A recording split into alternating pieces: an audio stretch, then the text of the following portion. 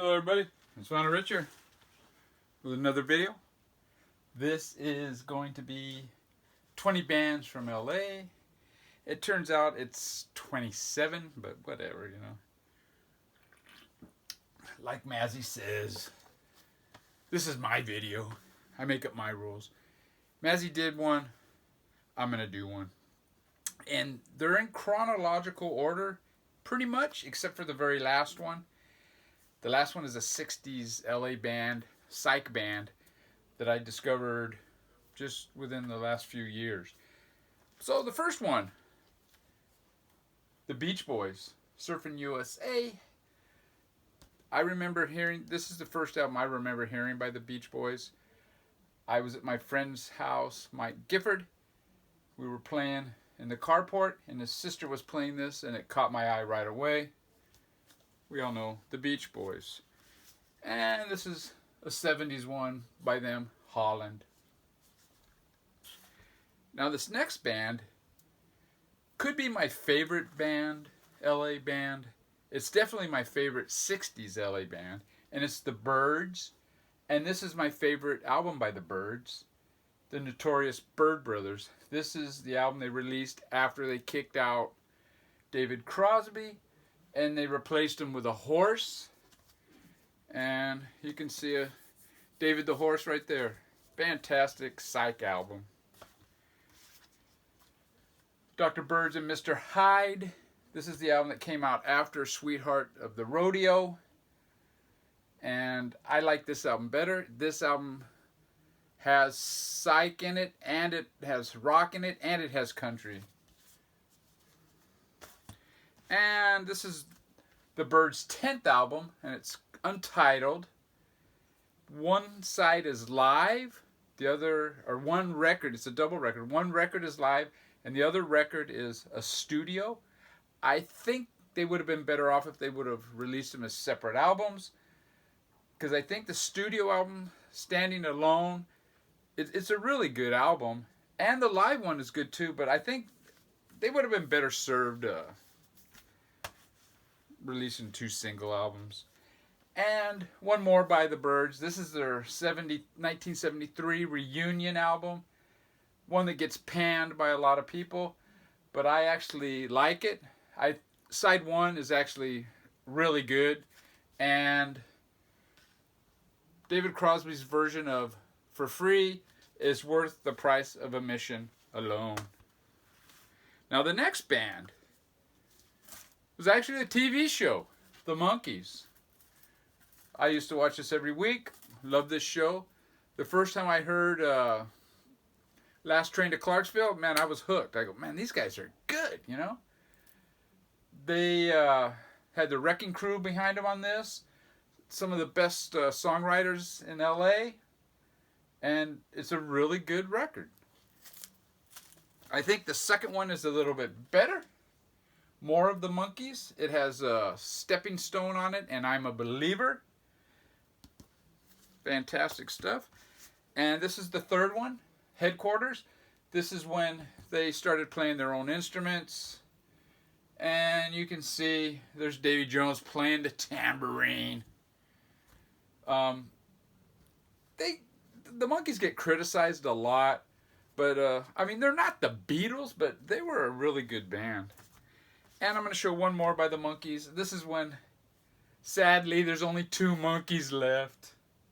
And this is, I believe, the hardest Monkees album to get. And I could understand why, because it's terrible. People probably burned their copies of this. And I always thought it would have been funny if, when Davy Jones did his first solo album, he would have just called it The Monkey, you know. The next one. Big influence. Crossfires. Out of Control. Now, it wasn't the Crossfires that I was into. It was the Turtles. Crossfires turned into the Turtles. And this I believe, was the very first album I ever bought with my own money. It has the massive hit Happy Together, She'd Rather Be With Me, and many others. This is a Record Store Day release by the Turtles. It's the Turtles 66, kind of like the Lost album.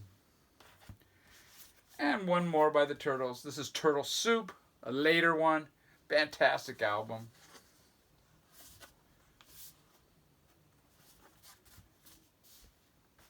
Now the next band, for me it wasn't really an album band. It was more of a singles band. I did later buy all their albums, but I purged them all with the exception of these three.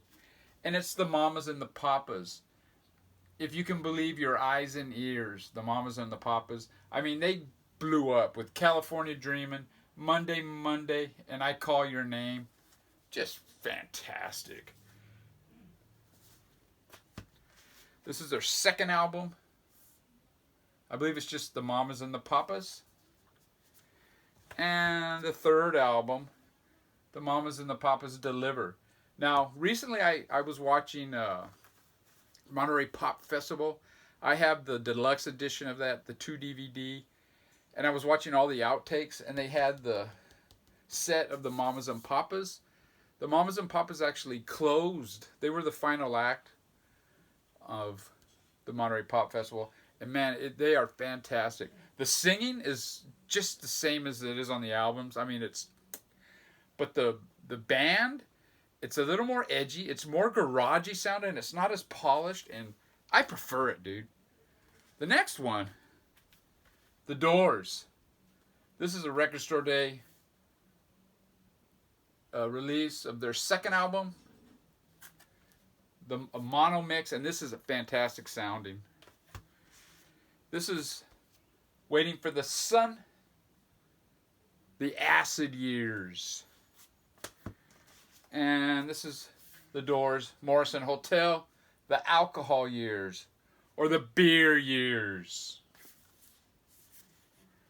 Now the next band, their first single blew me away when I first heard it. Pushing Too Hard, The Seeds. This is their first album. Side one of this album is just fantastic. It starts off with Can't Seem to Make You Mine and No Escape. Just great. It has Evil Hoodoo, and it finishes with Pushing Too Hard. Fantastic album. Their second album, A Web of Sound, starts off with Mr. Farmer, and it ends with a 14-minute song, I think. Yeah, Up in Her Room. Another great album. And their third album, Future, by The Seeds. It's psychedelic, more psychedelic. The first two are garagey. This is a psychedelic outing. Some of the songs are the same songs as on the other albums. I mean, it's different words in that, but the song structure is basically the same song, but different instrumentation and different words. But yeah, the music's the same. The next one was a band that I was fascinated with as a kid. When I was a kid, I would go to Kmart. I've told this story before, and I would go to Kmart with my parents. They would go shopping.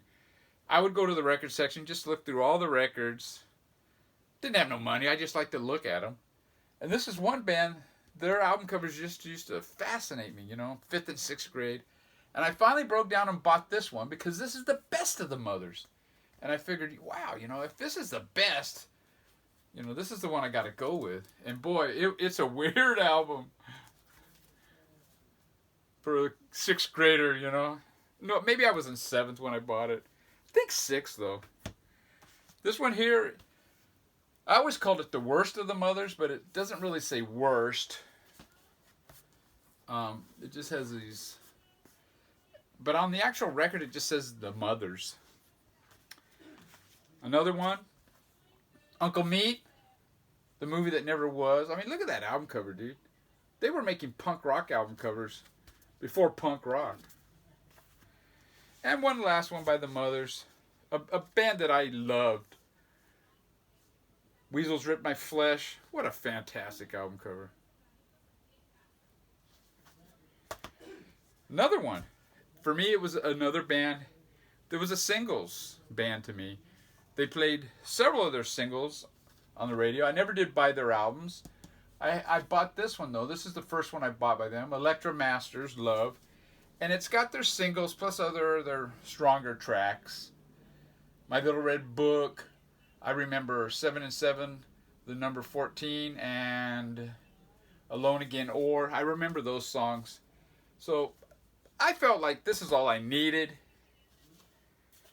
I did eventually get their first album.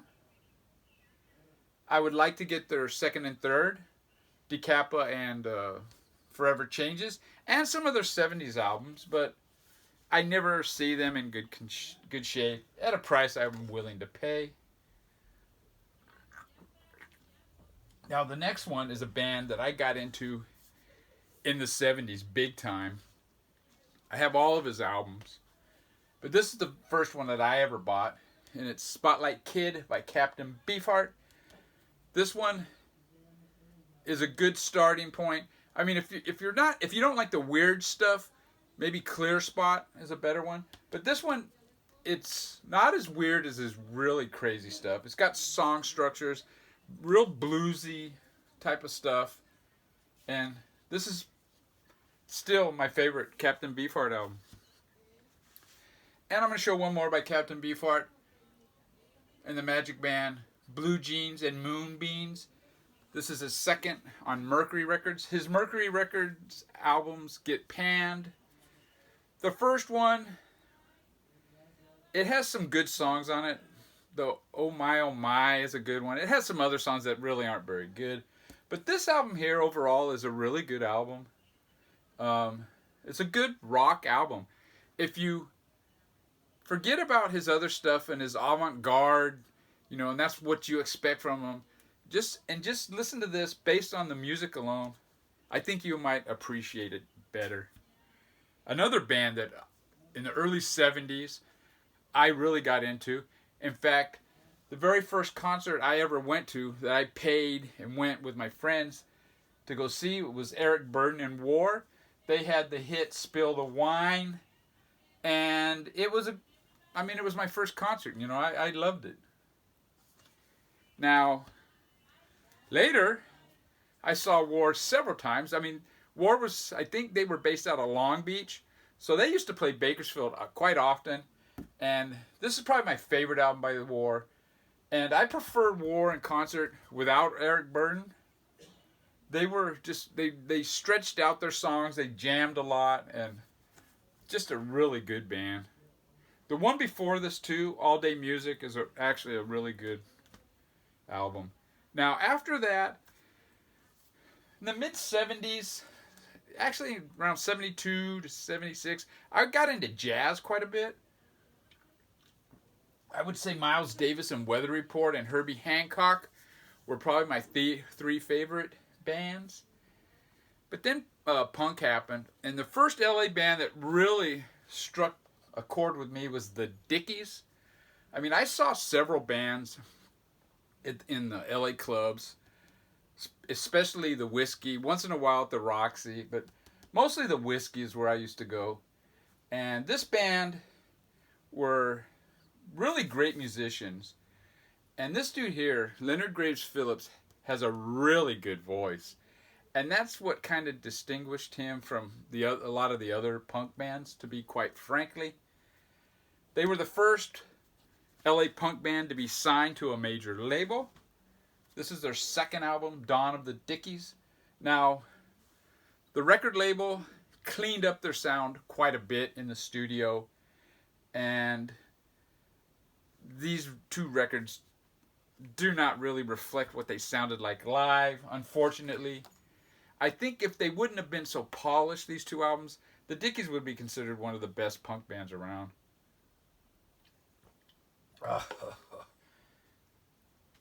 Another one in the 70s I was really into. They blew up in the 80s.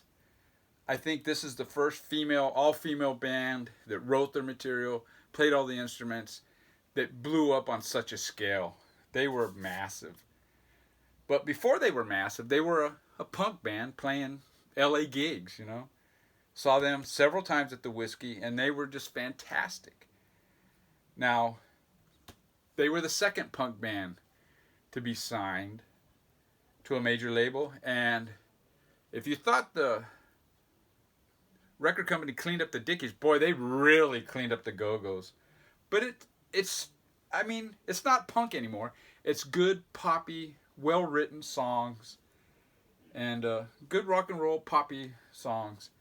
They had 3 albums. All 3 are really good. In fact, Heads Over Heels, their 3rd album, is better than Vacation. Mazzy, check out Head Over Heels. It's a really good album. I thought Vacation was probably their weakest album. Now, another band I got into in the 70s, punk band, late 70s, was the Weirdos. This is their first 12-inch. The Dickies and the Go-Go's, they were playing, good rock songs, These guys were like a little notch above. A little more nuanced. Just, I think, better written. I don't know if I would say they're better written songs, but they're more unique, put it that way. Fantastic. This is a band that Steve Carlson would like.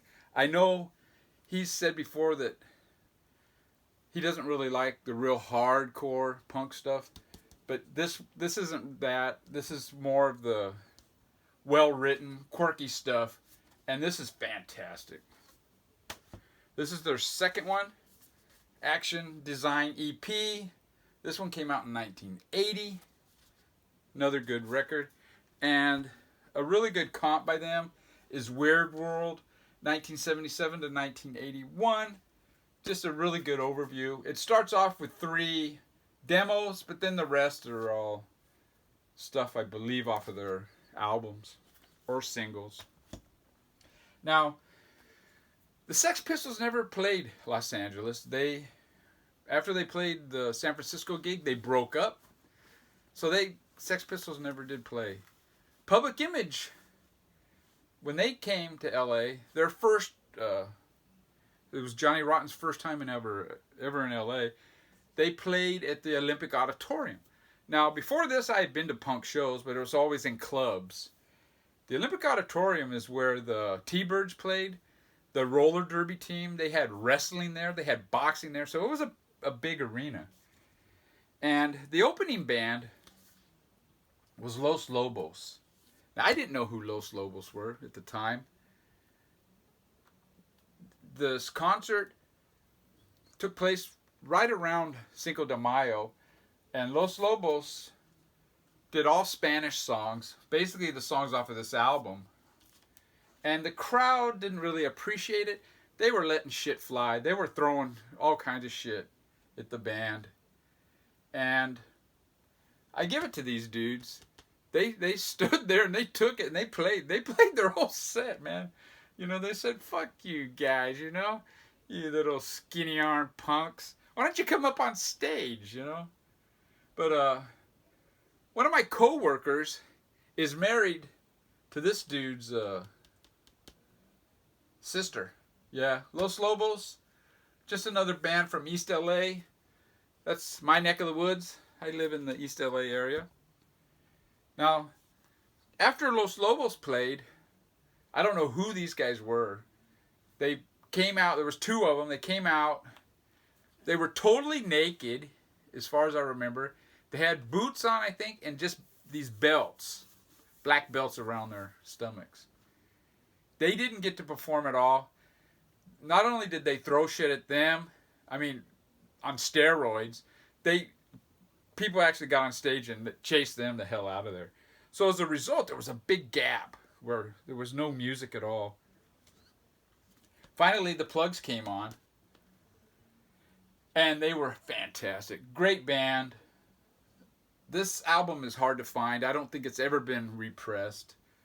These 2 guys here played with Bob Dylan. They were his backing band for a while. There's a clip on YouTube of when Bob Dylan was on the David Letterman show, and I believe it's the David Letterman show, and these guys are backing him up. This is Tito, the songwriter, guitar and singer. He went on to do a lot of movie soundtracks. He even acted in movies. He was in Desperado. He was on the From Dusk Till Dawn when Salma Hayek's doing that dance with the snake. It was his band, the Cruzados, that were playing during that. Now, if it's not the Byrds, that is my favorite LA band, then it's going to be this one. I mean, they're so different. I mean, how do you pick one that's better? But yeah, Black Flag, their first 12-inch. They were recording an album, the Damaged album, but Ron Rios split on them. So they released this 12-inch EP. Now, there was a thread going around, 5 songs under 2 minutes.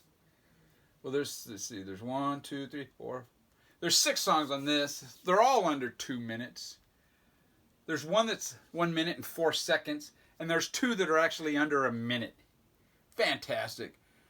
Revenge, White Minority, No Values. Actually, there's 5 songs on here. Those 3 songs are just stone cold classics, punk rock classics. The next one I'm going to show by Black Flag is their demos from 1982. This is the lineup with 2 guitars. Dez quit singing, but he stuck around and played guitar. And they had Chuck Biscuits on drums. One of the best punk rock drummers ever. In fact, he's one of my... I think he's one of the best rock drummers ever. Fantastic. This lineup live may have been the best, not only Black Flag lineup I ever saw in concert, but maybe the best band I've ever seen in concert. Just the power and intensity, and this dude is crazy. It's like he's like a the drummer for the Who, Keith Moon. He's like the punk rock Keith Moon. Just fantastic. And I've seen a lot of good bands. I've seen Led Zeppelin twice in the 70s. I saw Bowie in the 70s. I saw Neil Young. I believe it was in 1971. Maybe it was 72. I mean, but these guys live were fantastic.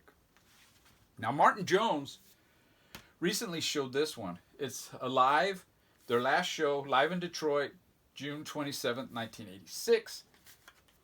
And I saw him show that, and I go, man, I got to get that.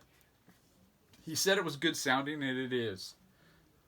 I saw this lineup, the final lineup of Black Flag, obviously a little bit earlier in 86, since this is the last show.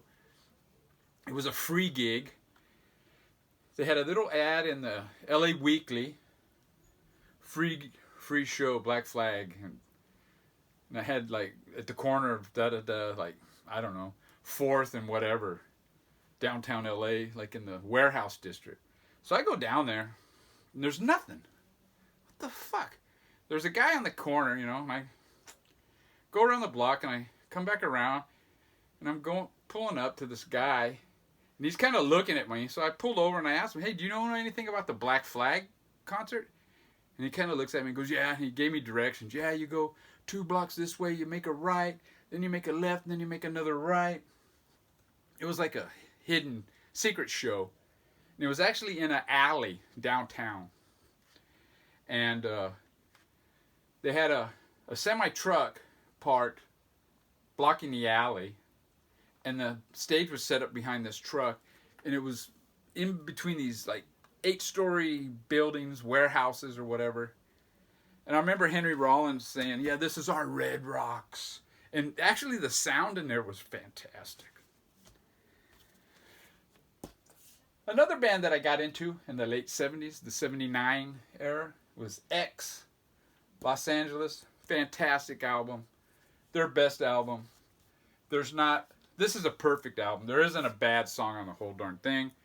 Ray Manzarek produced it from the Doors, and he plays keyboards on a few of the songs. This is their second album, Wild Gift. Another great album.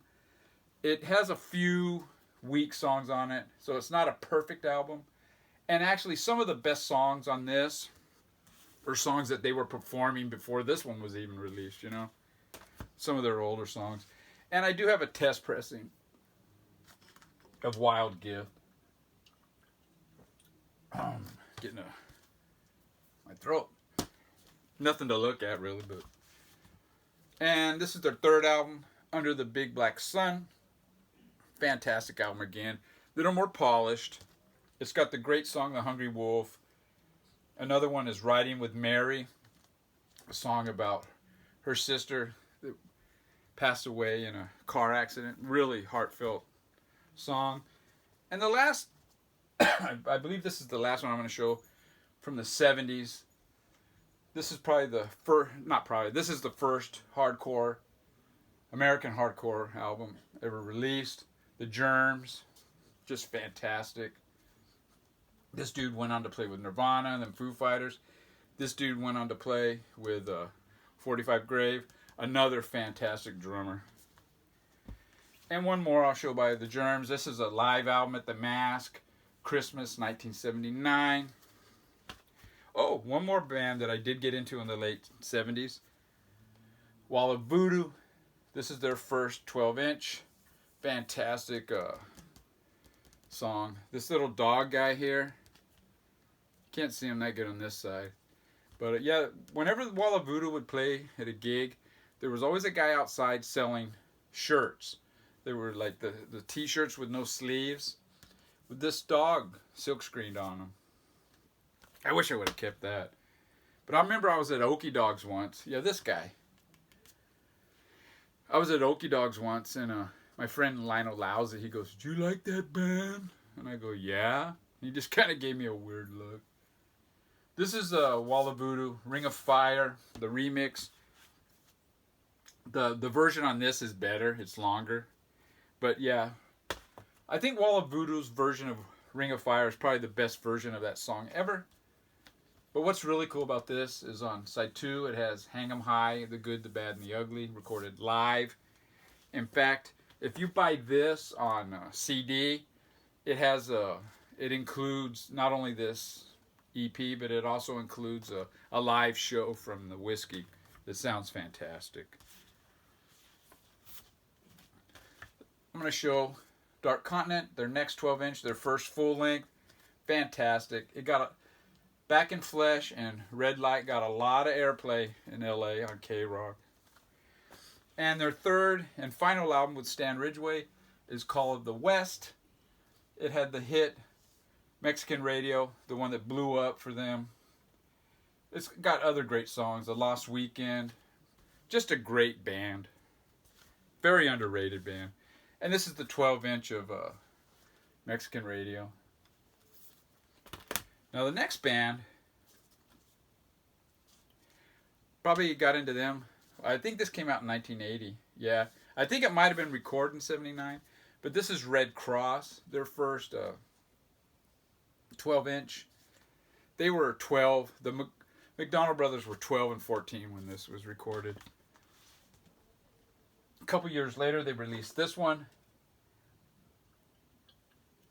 This is sloppy, lo-fi punk rock. It's got some great songs on it, and it's got some others that are... but it's great to have. And I do have a test pressing of that one. Again, nothing to look at, but just bragging rights. And this is their third 12-inch. This is a great jumping on point for someone that doesn't know Red Kross. This is a glam album, actually. And I mean glam like in the 70s sense.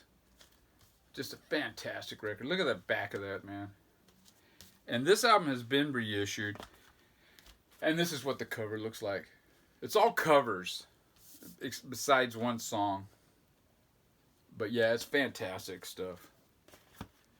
Now, a band that I got into big time in the 80s was the Circle Jerks.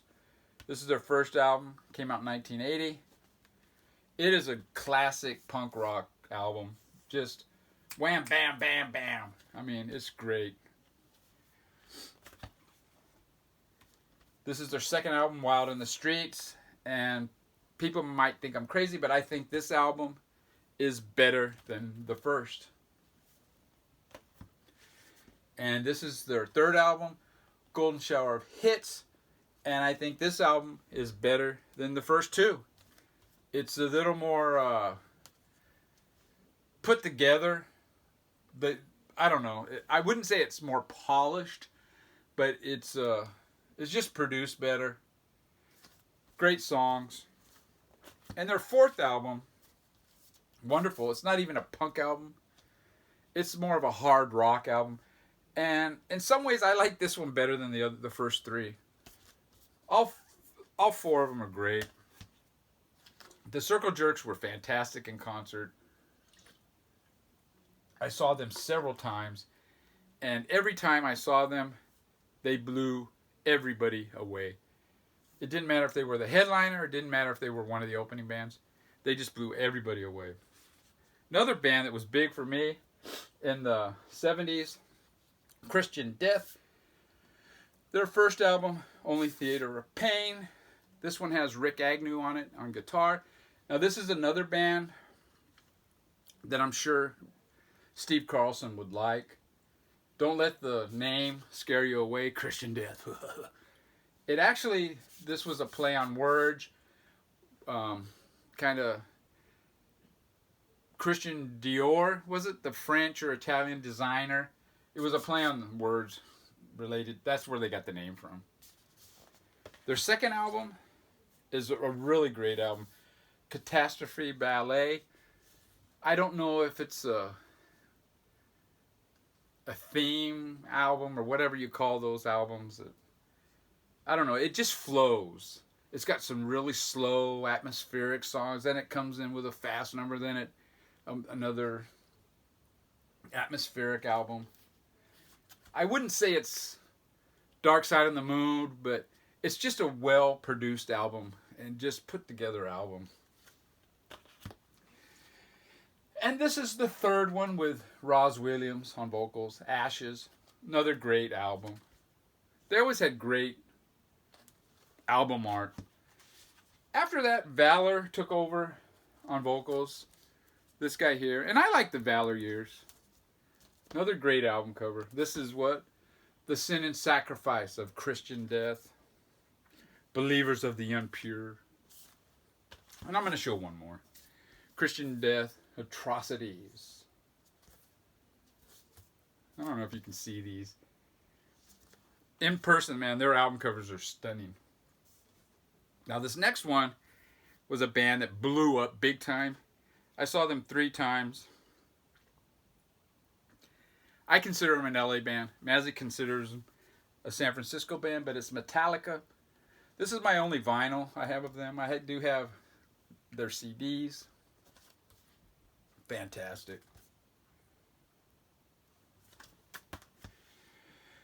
Now we're getting into the later 80s. L7.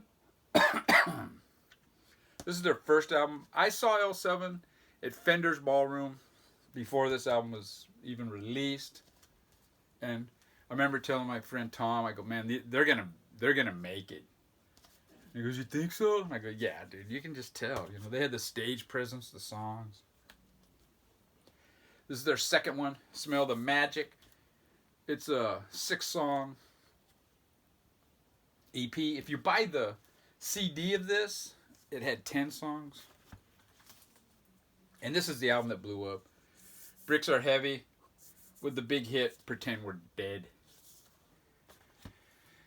Now also, late 80s, early 90s, NWA blew up.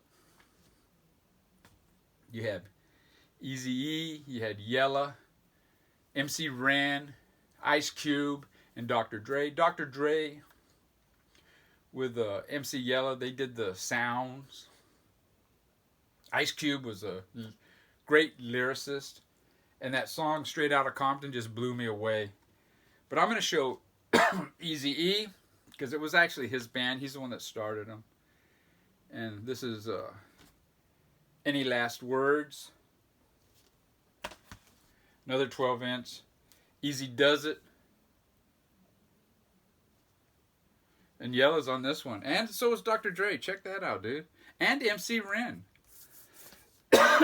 Excuse me. It's NWA without Ice Cube. And one more. Wanted. Eazy-E. Now, I'm going to jump way into the 2000s for my next LA band. And it's Ty Segall. You could say it's not a band, but he is in bands. He's in Fuzz. Now he's in the Freedom Band. This is his album. Lemons. Really great garage. Another one, Melted. Another great garage outing. This one is a little more varied. Manipulator. Fantastic. When he made this one, he said he wanted to make an album that combined Sgt. Pepper's and Damaged by Black Flag in one album. And this is, man, my throat. I should have got some more to drink. This is Ty Segall with White Fence, another LA band. And this is a White Fence album. This is a really great psych album. It's not fuzzy psych, though. It's more of the psych. I don't know what to call it. And the last one I'm going to show, it's a 60s band that I got turned on to just a few years ago. And it's LA. It's the Kaleidoscope. The LA. There was 3 Kaleidoscopes. This is their first album, Side Trips. Their second album, Beacon from Mars. Fantastic. Their third one, Bernice. This one is a little more rock. Their fourth, this one has one really great 7/8 Sweet. And their final album, this was later in the 70s. It's kind of a country album with a pirate singer. That's it. Take care. My throat's going out. Take care, everybody. Watch Mazzy's one. Dead Wax 66 made one too.